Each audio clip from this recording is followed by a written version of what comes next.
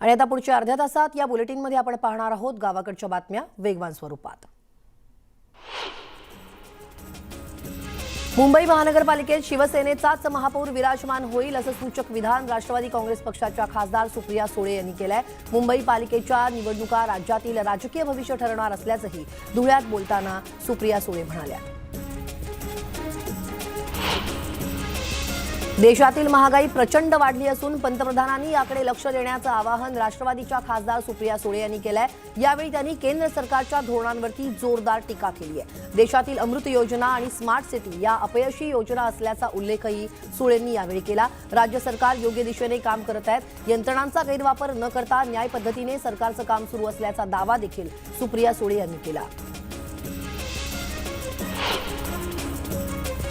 महाराष्ट्रात भाजपला बाजूला ठेवून शरद पवारांनी महाविकास आघाडी सरकार स्थापन केलं, ही भाजपला मदत होती का असा सवाल जयंत पाटील यांनी उपस्थित केलाय। गोंदिया जिल्ह्यात अनेकदा काँग्रेसनं भाजपची मदत घेऊन राष्ट्रवादीला सत्तेबाहेर ठेवल्याचं सांगलीत जयंत पाटील म्हणाले। धुळे महानगरपालिकेत निकाल नाट्यमय राजकीय घडामोडींमुळे खानदेशात राजकीय भूकंप झालाय। महानगरपालिकेचे महापौर प्रदीप करपे यांनी राजीनामा दिलाय। दरम्यान सर्वोच्च न्यायालयात ओबीसी महापौर आरक्षणासंदर्भात निकाल अपेक्षित आहे। निकालाआधीच करपे यांनी पालिकेचे सचिव मनोज वाघ यांच्याकडे राजीनामा सोपवला। सर्वोच्च न्यायालयाचा आदर करत राजीनामा देत असल्याचा दावा करपेंनी केलाय।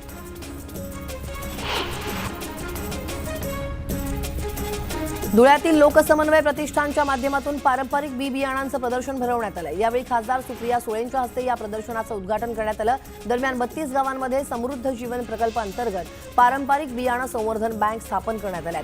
आदिवासी गाव पाड्यांमध्ये नष्ट होत चाललेल्या नैसर्गिक पारंपरिक पिकांच्या बियाणांचं जतन आणि संवर्धन या बँकांमध्ये करण्यात येतं।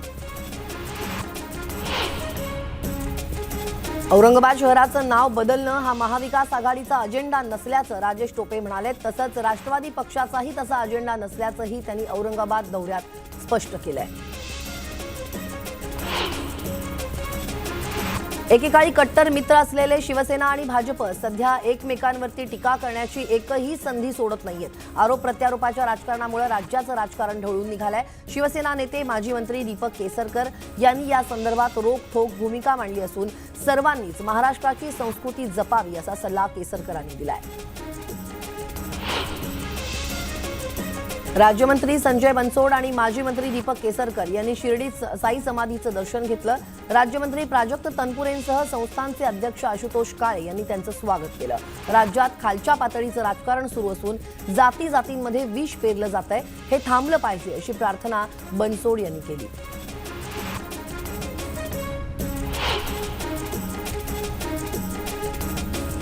शरद पवार यांची बदनामी करणाऱ्या भाजप आणि देवेंद्र फडणवीस यांच्या टीमला सद्बुद्धी येवो यासाठी राष्ट्रवादीच्या वतीनं तुळजाभवानी मंदिरासमोर जागरण गोंधळ घालण्यात आला।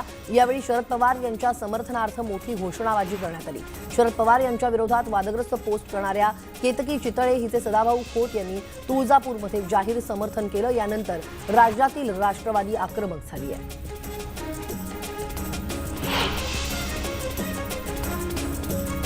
राष्ट्रवादीच्या खासदार सुप्रिया सुळे आज जळगावचा दौरा करणार आहेत। यावेळी त्या संघटनात्मक बाबींवरती अनेक कार्यकर्त्यांशी संवाद साधणार आहेत। तसंच महागाईच्या विरोधात सुप्रिया सुळे यांच्या नेतृत्वाखाली जिल्हाधिकारी कार्यालयासमोर धरणं आंदोलन केलं जाणार आहे अशी माहिती एकनाथ खडसे यांनी दिली आहे।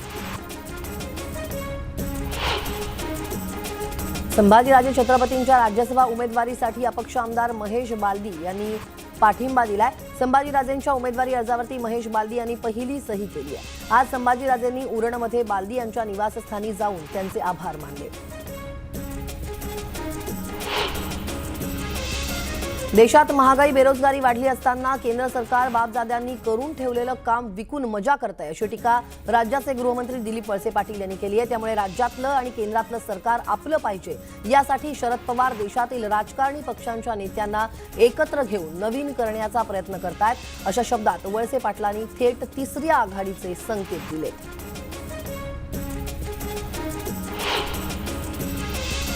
स्मृती इराणी यांच्या कार्यक्रमाच्या दरम्यान न सांगता हॉटेल मॅरियटच्या आत जाऊन बसलेल्या काँग्रेस कार्यकर्त्यांना पोलिसांनी ताब्यात घेतलंय।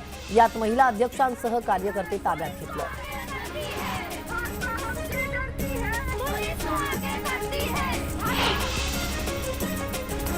केंद्रीय रेल्वे राज्यमंत्री रावसाहेब दानवेंनी भोकरदनमधील चांदई एको गावाला भेट दिली।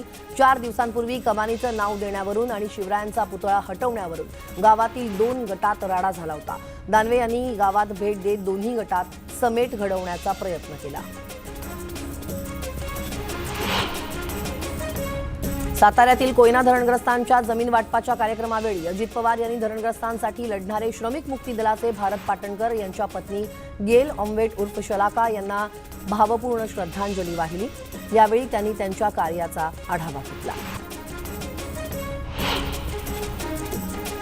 दिवसा वीज द्यावी या शेतकऱ्यांच्या मागणीवरती ऊर्जा राज्यमंत्री प्राजक्त तनपुरेंनी सारवासारव करत महावितरणनं परिस्थिती योग्य पद्धतीने सांभाळत राज्याला भारनियमनापासून वाचवल्याचं तनपुरे म्हणाले। तर शेतकऱ्यांना दिवसा वीज देण्यासाठी सौर ऊर्जा योजनेतून मार्ग काढण्याचा प्रयत्न करणार असल्याचं तनपुरे म्हणाले।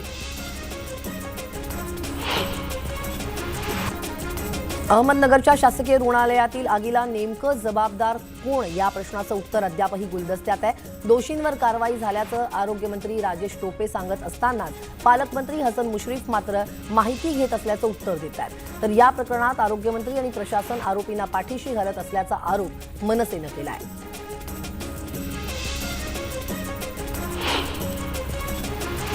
सॅटेलाइट ट्रान्समीटर बसवून वेळाच्या समुद्र किनाऱ्यावरून 5 कासवांना सोडण्यात आलं होतं। यातील प्रथमा कासवानं 250 किलोमीटरचा प्रवास करून गुजरातचा समुद्र किनारा गाठला होता।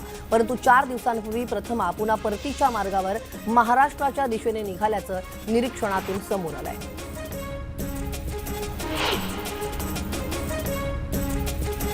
शरद पवारांविरोधात आक्षेपार्ह पोस्ट प्रकरणी केतकी चितळे विरोधात नंदुरबारमध्ये अदखलपात्र गुन्हा दाखल करण्यात आलाय।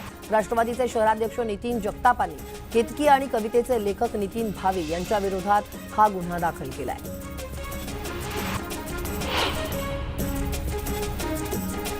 अहमदनगर जिल्ह्यातील पारनेर तालुक्यातील संजीव भोर यांनी केतकी चितळेच्या विरोधात गुन्हा दाखल केलाय। केतकी चितळे या विकृतीला लोकशाही मार्गाने धडा शिकवण्यासाठी हा गुन्हा दाखल केला अशी प्रतिक्रिया संजीव भोर यांनी दिली आहे।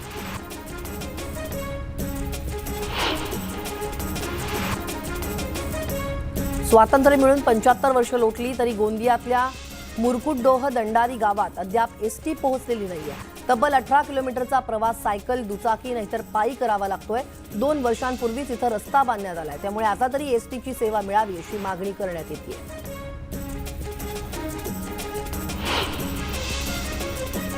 जळगाव इथं कर्जबाजारीपणाला कंटाळून 37 वर्षीय तरुण शेतकऱ्यानं राहत्या घरात गळफास घेऊन आत्महत्या केल्याची घटना घडली आहे। या प्रकरणी तालुका पोलीस ठाण्यात अकस्मात मृत्यूची नोंद करण्यात आली आहे। प्रमोद पाटील असं मयत शेतकऱ्याचं नाव आहे।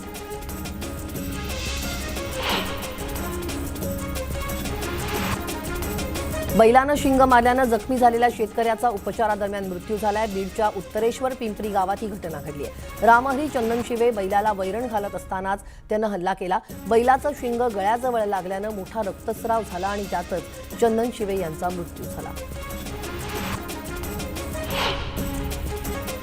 राज्यात उष्णतेचा पारा वाढत असल्यानं त्याचा परिणाम मुक्या प्राण्यांवरती सुद्धा होतोय। अकोले तालुक्यातील टाकळी गावच्या जंगलात वनकर्मचारी अशोक घुले यांचा एक व्हिडिओ समोर आलेला आहे। या व्हिडिओत घुले धाडस दाखवून बिबट्याच्या 3 महिन्याच्या बछड्याला त्यांनी पाणी पाजलंय। त्यांचा हा व्हिडिओ सध्या तुफान व्हायरल होतोय।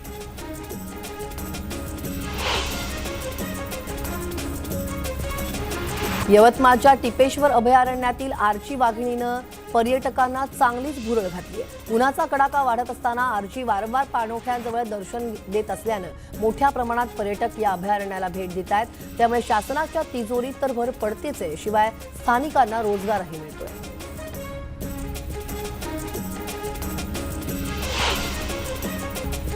डॉक्टरच्या हलगर्जीपणामुळे गर्भवती मातेचा आणि बाळाचा मृत्यू झाल्याची घटना माजलगाव शहरात समोर आली आहे। दोषी डॉक्टरवर कारवाई करण्यासाठी नातेवाईकांचा पोलीस स्टेशनमध्ये त्यांनी ठिय्या आंदोलन केलं।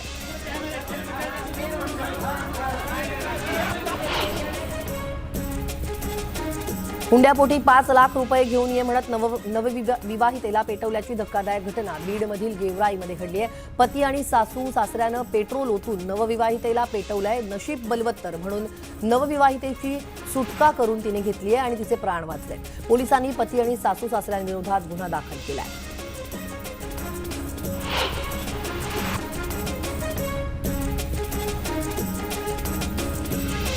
परभणीतील बोरी इथं 27 वर्षीय युवकाचा विहिरीत पडून मृत्यू झाल्याची घटना घडली आहे। मयताच्या भावानं हा घातपात असल्याचा आरोप केलाय। मात्र याबाबत पोलिसांनी गुन्हा दाखल करण्यास नकार दिल्यानं पोलीस ठाण्यात मोठा जमाव जमला होता। त्यानंतर पोलिसांनी गुन्हा दाखल केलाय।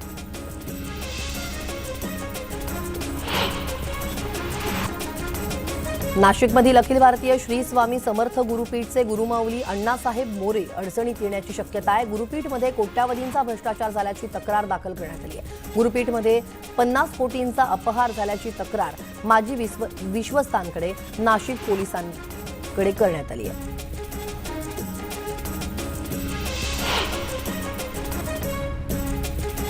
संत सखाराम महाराज यात्रेनिमित्त अमळनेरमध्ये लाखो भाविकांनी हजेरी लावली आहे। भाविकांच्या या मांदियाळीत संत सखाराम महाराजांच्या पादुका आणि श्रीलालजींच्या पालखीची भव्य मिरवणूक काढण्यात आली।